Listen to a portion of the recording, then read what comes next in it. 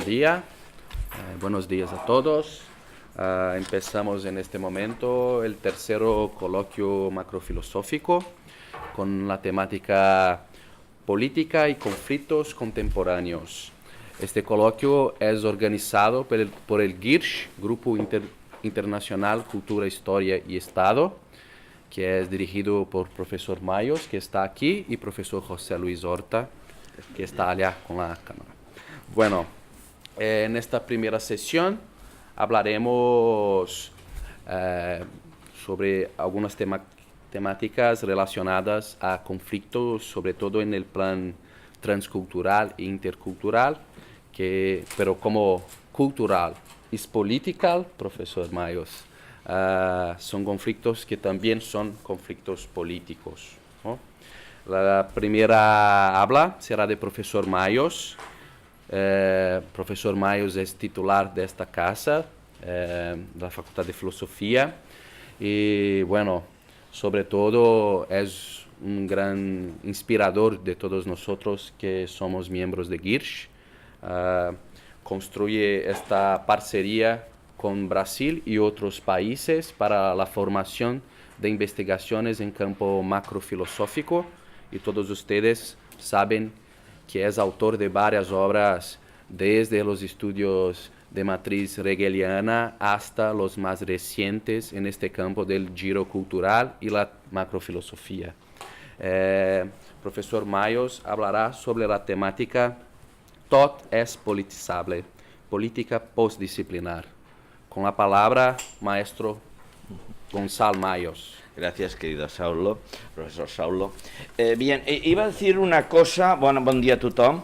GIRSH, Grupo Internacional de Recerca, Cultura, Historia y Estado, es, bueno, nuestros actos son multi e interculturales. Nuestra perspectiva es esta, multi-interlingüísticos. Yo había pensado mi ponencia en catalán, pero el profesor Andichas, que ahora vendrá, hizo un gran esfuerzo para hacerlo en castellano y no en portugués. Entonces me parecía que si, digamos, se hacía ese esfuerzo por una parte, bueno, algo habrá en catalán, ya sabemos que todos nos queremos nuestras lenguas, entonces pues les pido, probablemente habrá algo en catalán, algo en portugués, pero en mi caso voy a hacer, digamos, voy a intentar hacer, aunque lo tengo escrito en catalán, hacerlo en castellano. Si les parece, a ver, si cometo una catalanada es que lo tengo en catalán aquí y algo leeré, supongo, ¿no? Bien, unas cuantas tesis.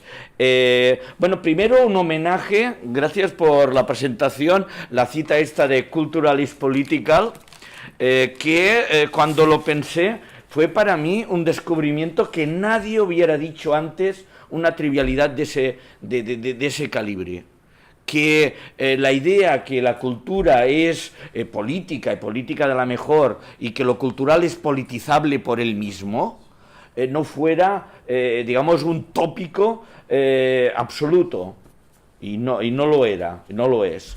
Hay que reconocer en homenaje que esta idea la tengo que remitir a el feminismo de inmediatamente después de los mayos, porque hubo bastantes del 68, donde el francés se llevó un poco la fama, pero en México ya saben que pusieron más muertos, tuvieron muchísimo más represión.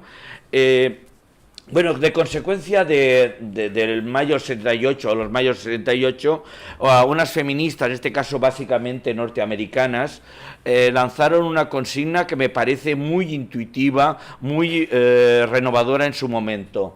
La consigna de particular is political.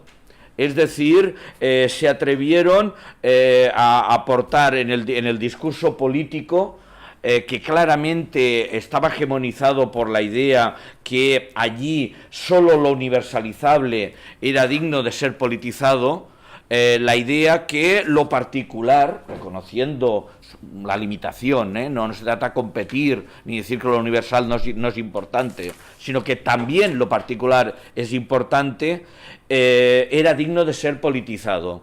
En su caso, ese particular tenía un elemento claro con el feminismo, con la cuestión de género. Es decir, el género es muy divertido porque la humanidad, en este momento hay más de la mitad que son mujeres, por una supervivencia ligeramente superior. Y no deja de ser curioso que se considere particular más de la mitad de la población mundial. Pero sí que es verdad que no es todo, ¿no? Y entonces creo que allí se inició un nuevo ciclo político en el que todavía estamos inscritos. A ver, lo intentaré situar ese ciclo frente al anterior. A ver, ya saben ustedes que distinguimos ahora tres grandes oleadas de reivindicaciones de derechos. Ya es un tópico. Las dos primeras creo que marcaban el ciclo clásico, decimonónico, primera parte del siglo XX, fue hegemónico en esos momentos, se podía remontar pues a la Revolución Francesa y a la americana, a la inglesa. Bien, ¿cuáles son estos dos grandes oleadas? El tópico, ¿no? Lo intentaré hacer con una formulación más mía, para no repetir demasiado autores que conocen. La primera oleada es derechos que reivindican la igualdad abstracta y formal de las libertades civiles. Es decir, haciendo abstracción, por eso digo formal y abstracta, abstracción de la concretización de los ciudadanos. Todos son iguales, todos son ciudadanos, todos en principio deberían tener los mismos derechos, esa igualdad civil. ¿Cuál es el problema? Que claro, no todos estamos en las mismas condiciones. Y entonces te pueden conceder formalmente los mismos derechos, pero si de partida tienes condiciones muy diferentes, el acceso a esos derechos es muy diferente, ¿no? Algunos no pueden, otros les sobran, ¿no? Bueno, pero la primera perspectiva era esta. A veces no se habla de igualdad para esta oleada, pero me parece que es importante. Sí que no es solo libertad lo que allí se valora, también igualdad, pero igualdad formal, de derechos civiles, no la económica, por ejemplo, que la veremos, ¿no? Entonces se propone tratar a los ciudadanos exclusivamente como individuos, porque los derechos de grupos no eran contemplados, básicamente, y haciendo abstracción de sus diversidades constituyentes. Todo ciudadano aparecía solo como ciudadano, con independencia, blancos, negros, mujeres, etcétera, ricos, pobres, etcétera. Segunda oleada, bastante posterior, y donde allí ya hay una importante concretización redistributiva, donde la igualdad también y la libertad es igualdad y libertad también económica, teniendo en cuenta estos aspectos, teniendo en cuenta la solidaridad en este ámbito y, por tanto, teniendo en cuenta la concretización y diversidades económicas e incluso introduciendo algún elemento colectivo y grupal. Por ejemplo, Marx, que se inscribiría en esta segunda oleada más puramente, está claro que reivindica un derecho colectivo de la clase de clases, la clase máxima, que sería el proletariado, y por lo tanto no es solo individual. Allí hay clases, etcétera. Bien, a partir de hasta los mayos del 68, hablaré en plural para ser justo, estas dos grandes reivindicaciones, estas dos grandes oleadas de derechos eran las mayoritarias y abrieron una larga lucha, unos largos conflictos, al cual se añadirá a partir de los mayos del 68 una tercera oleada, que creo que es la que las feministas que he mencionado inauguraron y que todavía hoy es la más polémica.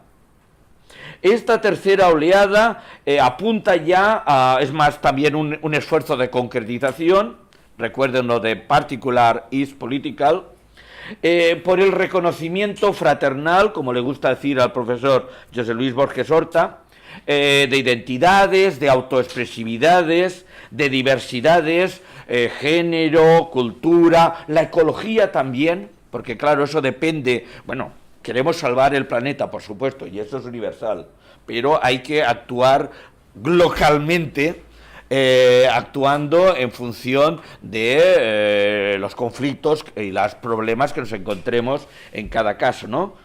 Yo creo que el ecologismo está claramente dentro de esta oleada y esas reivindicaciones de derechos, digamos, ecológicos pertenecen aquí.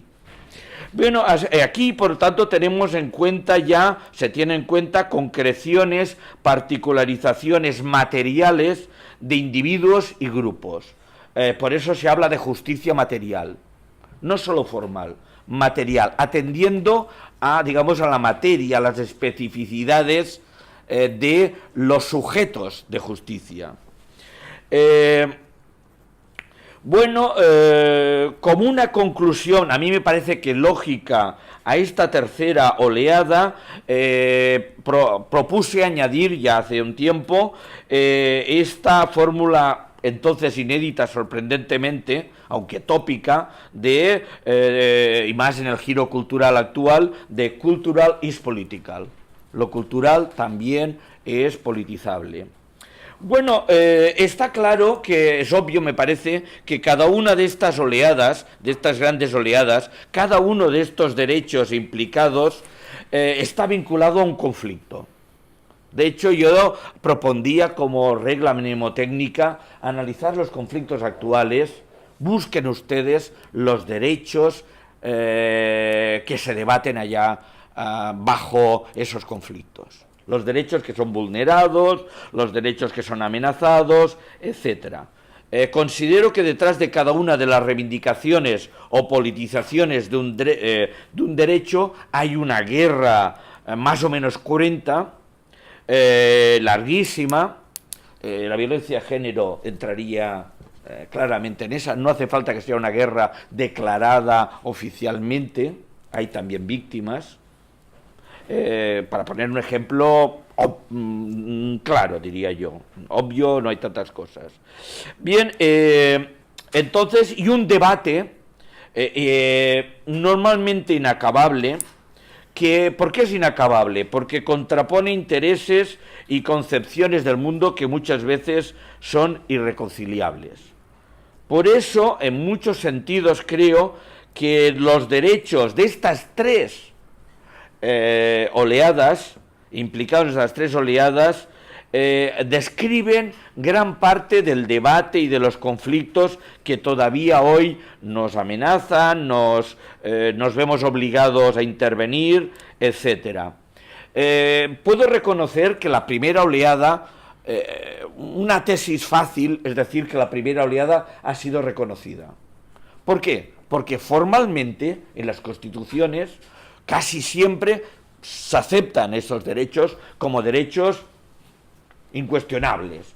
Otra cosa es que se efectiven, se defiendan, iba a decir ejecuten, pero eso es muy feo, se efectiven, no se hagan realmente efectivos para el conjunto o la totalidad de la población. Allí derechos, hasta el habeas corpus, es un derecho que en muchas partes del mundo no se cumple. Y es de los, quizás el más antiguo, digamos, de esa oleada, ¿no? Entonces, pero sí que creo que se puede decir que cada una de estas oleadas ha sido más difícil y el debate hoy es más cruento o más enfrentado en cada una de ellas.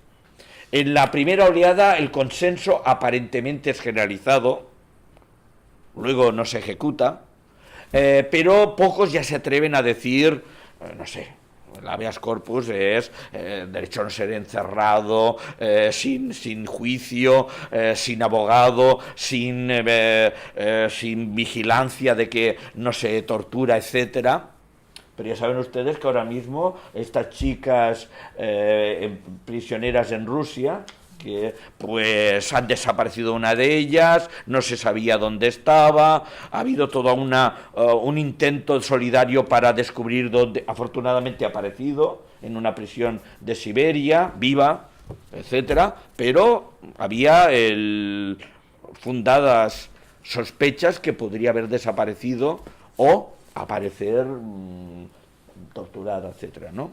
Al ser famosa, quizás eso evitó males mayores, ¿no? Entonces, quiero remarcar que gran parte de los conflictos, del agonismo actual, de las realidades humanas actuales, creo que hay que verlas en vinculación a esos derechos y a las politizaciones que hay implicados en ellos. ¿Cuál es una consecuencia que sorprende, o aparentemente sorprende?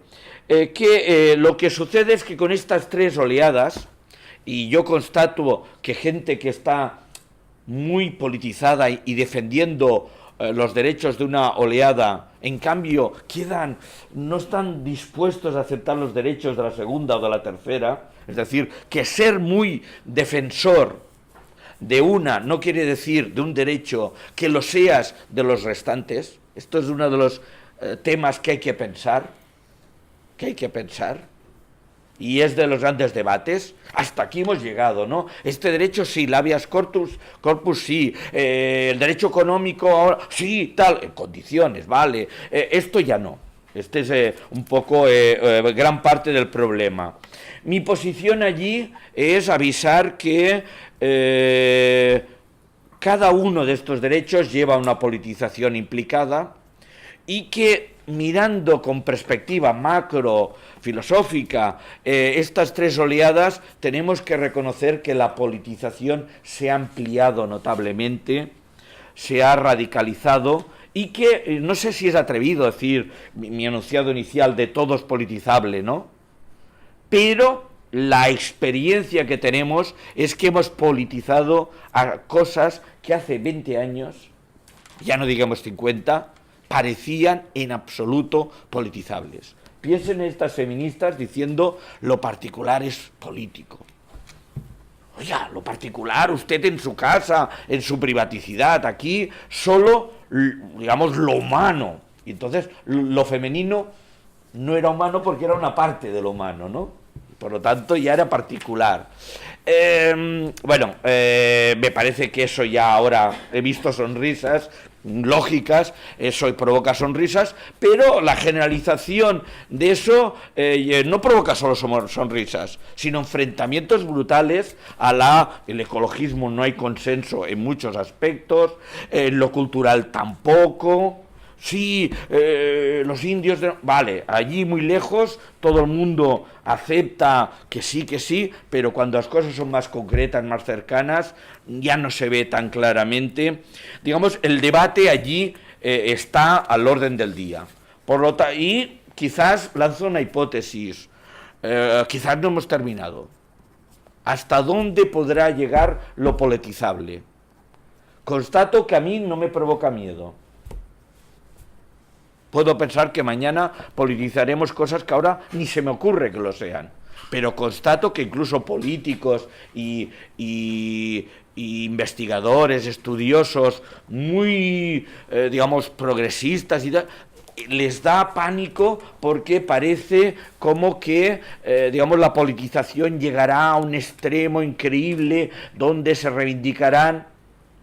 Claro, mi posición es, si allí hay una exclusión, si hay gente que se siente no reconocida, que se siente excluida, y además quizás objetivamente, es decir, no solo que se lo piense en su paranoia privada, pues eso tiene derecho y tenemos que politizarlo, llevarlo al aula pública y discutirlo. No quiero decir que se tenga que aprobar necesariamente, pero sí discutirlo. ¿no? Y ver si hasta qué punto hay allí unos derechos o no, que merecen ser respetados, reconocidos, valorados, integrados, quizás en futuras oleadas, en alguna de estas.